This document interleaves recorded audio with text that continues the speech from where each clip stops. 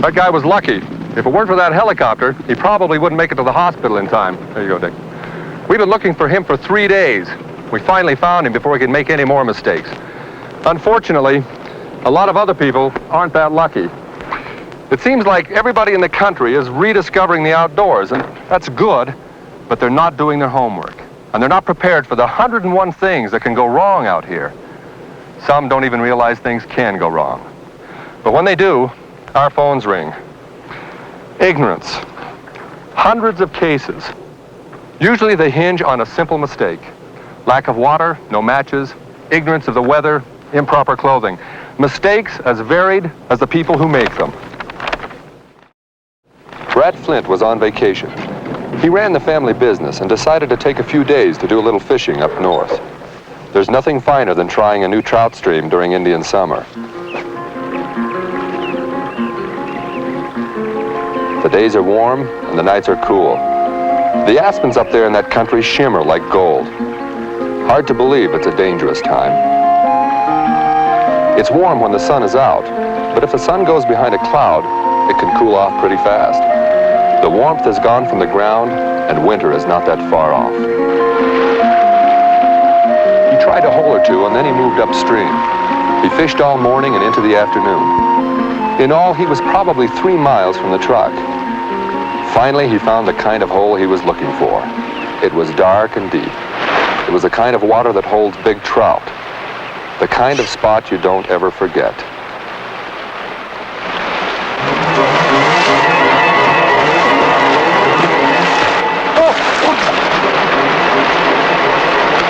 The air was 55 degrees, but the water was a bone-chilling 37. It took his breath away and put him in a mild form of shock that sent a surge of adrenaline through his body. In short, he began to run on instinct, and his instincts told him to get back to the truck. Cold as he was getting, he was gradually losing the ability to know what was happening to him. And what was happening was far more serious than it seemed. He came to a beaver pond he'd fished on the way up, and that's where his luck ran out. One stream came into it, but 2 went out. He took the wrong stream and headed off away from the truck into 10,000 acres of prime national wilderness. By far, the #1 killer in the outdoors is hypothermia. It's sneaky, but it's simple. Your body just cools off too much. 40 minutes after the fall, and Brad's temperature was probably 95 degrees, the same as a fever of 102, but in reverse. First, you begin to shiver violently. You become confused. Although wet, the boots were actually keeping Brad's legs warm. He may have thought they were making him stumble, but in fact, his muscles were stiffening up, and the wind was drawing off even more of his body heat. He was quickly losing his best defense, the ability to think. Instinct was all he had left, and it failed him. It failed to tell him that what he needed was in his pack: hot coffee and matches. His body began to shut down. Hey! Over here! Hey, come on over here. We got the heater in the truck. We'll warm you up. We'll give you a ride. Hey.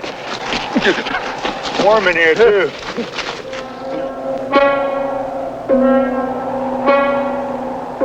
More than 2 hours had passed, and his inner body temperature was probably down to 85 degrees. If he lit a fire when he began to shiver, he might be back fishing by now. As it was, he couldn't. You there! Over here! The blood being pumped through his heart amounted to ice water. There was probably nothing anybody could do, even if they had found him within the next 5 hours. As a matter of fact, nobody did find Brad Flint for 5 days. He was found carrying the things he needed to survive: dry matches and a thermos full of coffee. I know it sounds incredible, but it happens all the time. What most people don't realize about hypothermia is that it affects the mind as much as the body. The only symptom you'll consciously recognize is the first one: violent shivering. After that, you won't even know what hit you. Let's say you're here, shivering uncontrollably. A few hundred yards away, you think you see some shelter. Don't try for it. Stay right here. Build a fire. Drink something hot. Somehow get warm and get dry. Believe me, in the time it takes you to get there, your rational ability could be gone and you could go right past it. It happens that fast. So how do you prevent hypothermia? The easiest way is to wear wool clothing. Wool insulates even when it's wet. Blue jeans may be stylish, but they're made of cotton, and when cotton gets wet, it no longer insulates, and that can kill you. Always carry matches in some sort of waterproof container. It's good to know ways of building a fire without matches, but it's easier to carry them. A fire out here can save your life. Actually, hypothermia is not necessarily a cold weather killer at all. Most cases occur on days between 30 and 50 degrees. And you don't have to fall into a stream or get rained on either. Perspiration and a little wind can be enough to set it off. I know it takes discipline to sit down and build a fire when the sun is shining.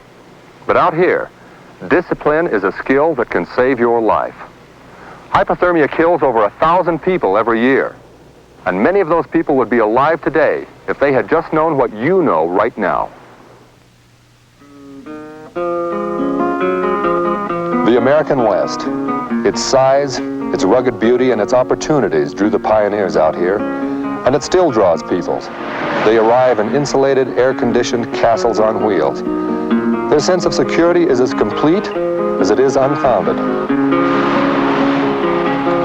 Right, I just about got this cotter pin up.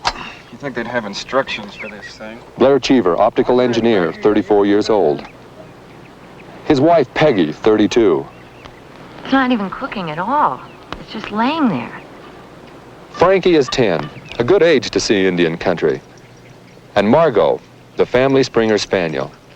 She may be the only one at home in the outdoors. They decided to hike to the top of the mountain behind their campsite. Ready for that big hike, Frankie?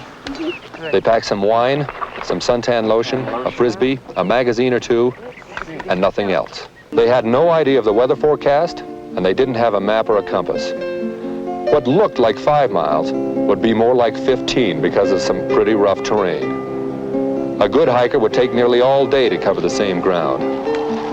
They were about as fit as the average American, and that's just not fit enough. John, What? are you sure we're going the right way? We're going the right way. We're going up. Look, it's right over there. In short, the Cheevers were out on the end of a very long limb. That path's right up to those trees. But it doesn't... Right. Well, see, we're going to come out of this any minute here, and then, Ouch! Peggy began to realize that they might have misjudged their little outing, but Blair, like too many other men, just took it as a challenge. What they needed was some good advice and the sense to accept we'll it. go in the right direction. Hi. Hello there. Hey, how are you? You just coming down from up there? Yeah, we sure are. Well, that's where we're headed. We're up to the top, huh? That's right. We just came from there. That's a long ways up there. Oh, are we going the right way? Yeah, Doesn't look too much further. it's a long ways up there yet. You have any extra clothes with you? It looks... No, we're... Something's moving in here. The weather could change real fast, you know. Well, it was sunny just a minute ago. This weather changes fast. It could blow over. It could stay here for hours, and you have no way of knowing. Looks to me like it'll blow over, though. Yeah. Keep your fingers crossed, I guess, huh? We'll be all right. Don't worry about us. All right. Well, good luck to you, folks. We'll see you. So long. See ya. Bye-bye. Let's go. John, I hope you know what you're doing. Don't Late that worry. afternoon, the temperature dropped 25 degrees in 20 minutes, and 30 degrees more in the next hour. It snowed nearly 3 feet through the night, and the wind was a solid 35 miles per hour. An average October storm in the mountains. That happened not too far from here. We'd been searching for 2 days when I spotted the dog. I thought we were in luck, but as it turned out, the dog was the only one alive. As far as I'm concerned, that guy killed his family through his ignorance and his male ego. Hiking is not a competitive sport. And just because somebody else can do something doesn't mean that you should be able to do it. And if you can't, it doesn't mean that you're any less of a man. All of this is bigger than you or me, and you can't control it. Especially the weather. There are no thermostats out here, and the weather can become fierce beyond belief. Know the local weather. Dress for what the weather is, but pack for the possibilities. And in that pack should be survival gear. Now, a survival kit is a very personal thing, but it should serve three basic functions: shelter construction, fire building, and signaling. In mine, I carry matches in a waterproof container, a sharp knife, 10 feet or so of rope, material to build a windbreak, a glass mirror for signaling aircraft, and a whistle for signaling ground search parties. Add to that a standard first aid kit. But far and away the most important piece of survival gear you'll ever carry are your brains. Use them. Think. There's no trick to survival. It's a matter of common sense and good judgment. You know, we only got 4 beers left. That's 3 six-packs we've gone through. Larry Borg and Skip Thomason live in a town which is pretty much an oasis in the desert. You watch out! They work together and they went in on a four-wheeler not too long ago. Come on, slow down They now, treated huh? it like a toy. Whoa! Watch out! Whoa!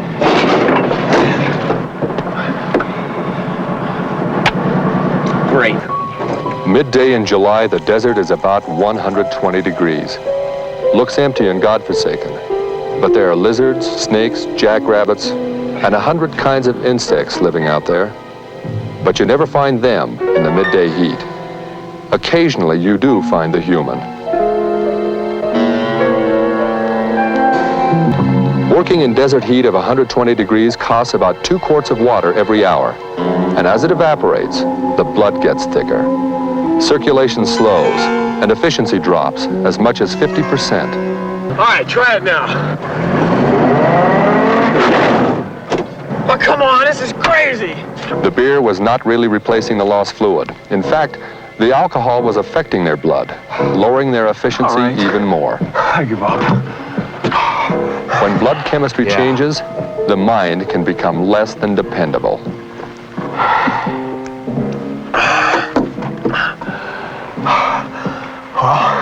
I guess we should get going. Get going? Where? Where? We gotta walk out of here and get some help. I don't think we should do that. What? And you want to stay here overnight? We got no food, no water? I just think we should stay here for as long as it takes for someone to find us. You crazy? Who's gonna find us? All right, look, what's the big deal here? We walk out, we follow the riverbed. It can't be more than 2 miles to the road. Are you coming? No. And I don't think Forget it! I'm going myself. It's a lot further than 2 miles, Larry. Larry, wait till morning. A moment of decision. We face them every day, but in the outdoors, under extreme conditions, the choice could be a matter of survival.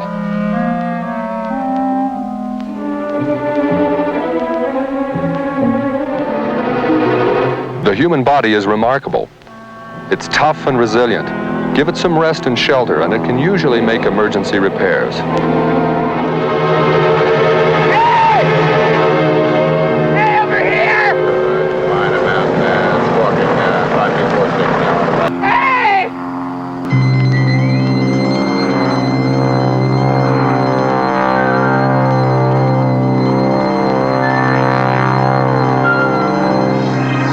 Albuquerque Tower, I'm looking down here, got a mirror flashing out here. It may be an emergency.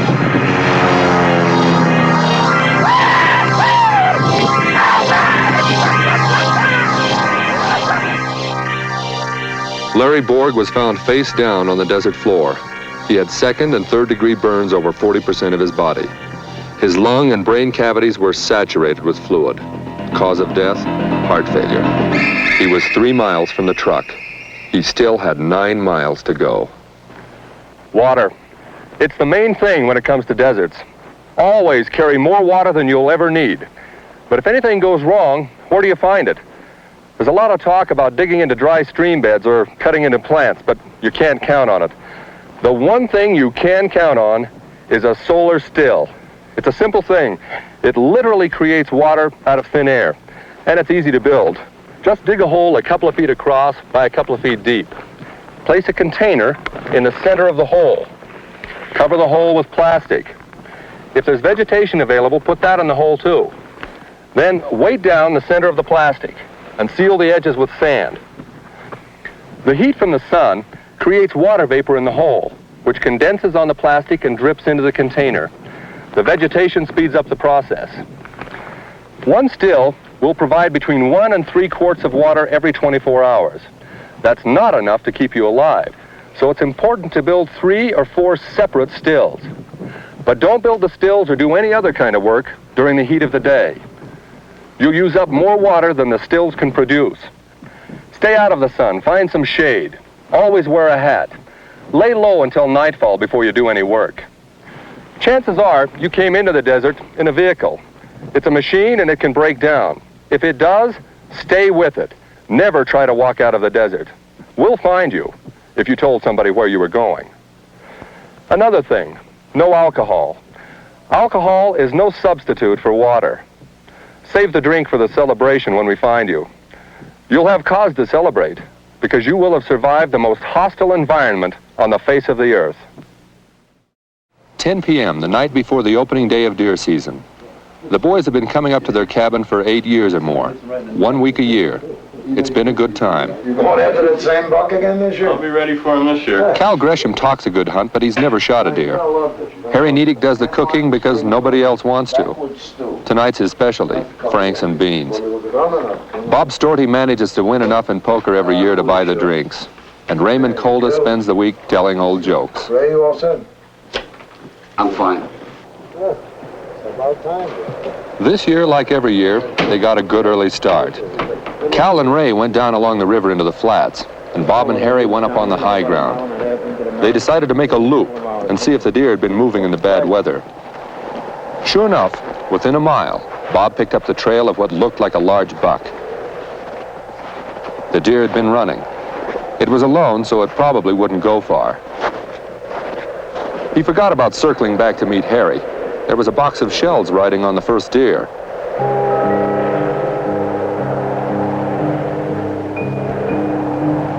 And then came the snow, and with it, trouble. He had visions of making the kill and getting back to the cabin with plenty of day left to dress it out. He covered a mile, then 2, then 3. The deer shifted directions once, then again. Another couple of inches of snow had fallen by then. He was beginning to have a hard time staying on the trail. A couple of times he lost it, and then picked it up again.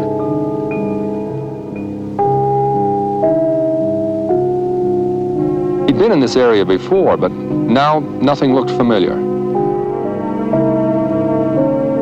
He remembered Harry. Maybe he ought to hook up with him and start over.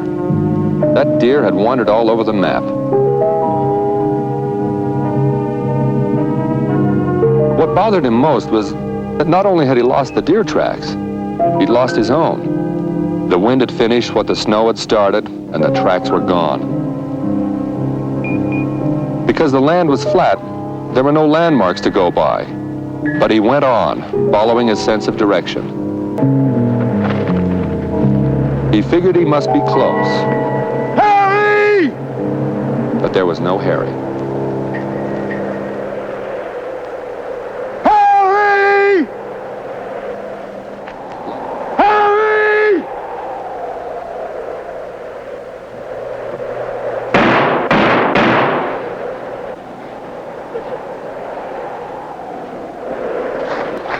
Bob was lost and he was tired. He was cold and he was hungry.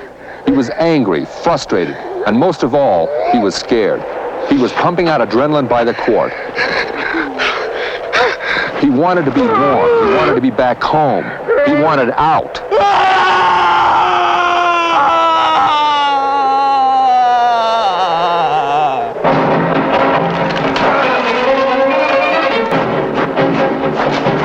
Fear ruled him. Ancient, unspeakable fear. Fear of everything. Fear even of something that could save him.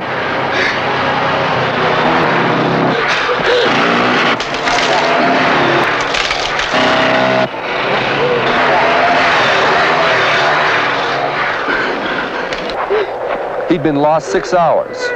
He'd been running for 2 hours. He had used up his resources. He was going no further.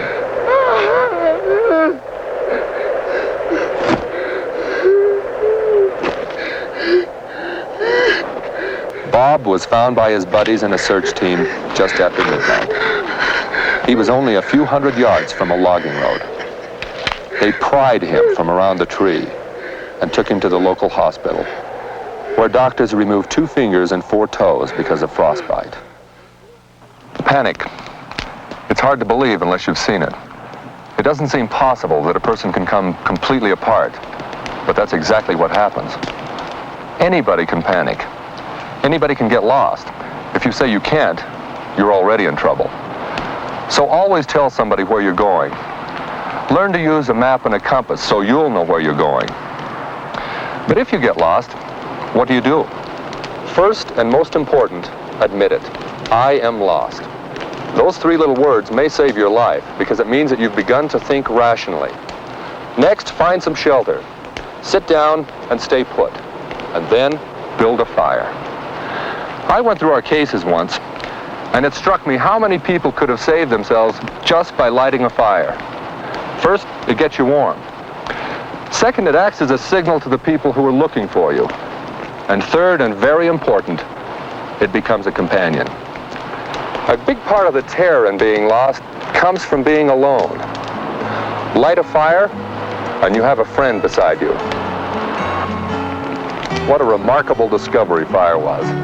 It certainly helped early man rise above the rest of the animal world. In fact, our earliest ancestors survived very well in the wilderness.